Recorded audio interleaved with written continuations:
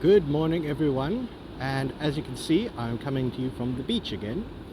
So the reason I'm doing that is because our story today happened on a beach.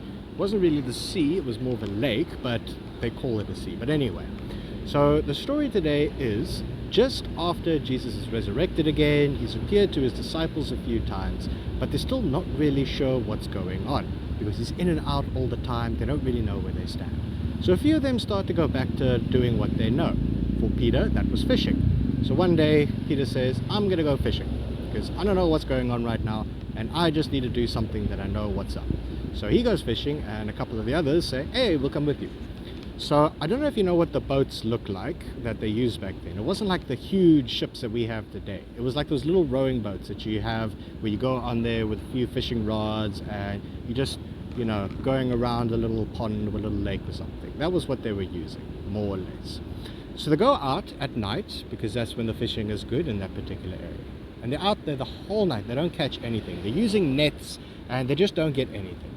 So now it's the early hours of the morning. The light's coming over and they're obviously pretty bummed because they haven't caught anything. And then they see a guy walking on the side of the lake. They see this man walking on the shore and he says, hey, have you caught anything? And they say, no. So he says, okay, try this. Cast your net out the right side of the boat, because apparently they've been casting it out the wrong side of the boat. Anyway, so this doesn't make much sense, because if you know those little boats, it doesn't matter which side of the boat you throw the net out, it's going to be the same area of water. Schools of fish, they're pretty big, so if you haven't caught anything while throwing off the left side, you're probably not going to catch anything throwing off the right side. But they do it, they trust him for some reason, and they throw it out the right side of the boat. And all of a sudden, they've caught so much fish, they can barely drag the net back into the boat. And then they look at this guy and they realize, holy moly, this is Jesus. So Peter quickly puts his cloak back on, jumps out into the water and he swims over to Jesus. And they pull the net out and they've caught 153 different fish.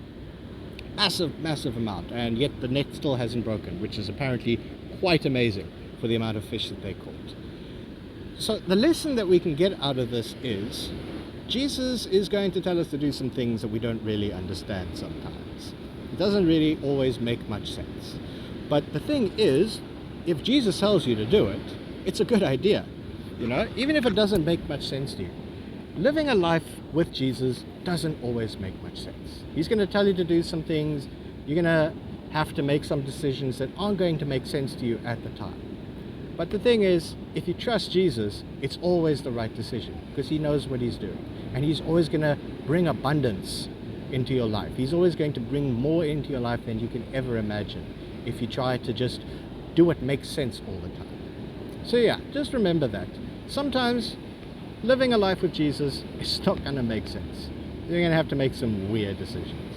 But it's always going to work out in the end because Jesus always knows what he's doing.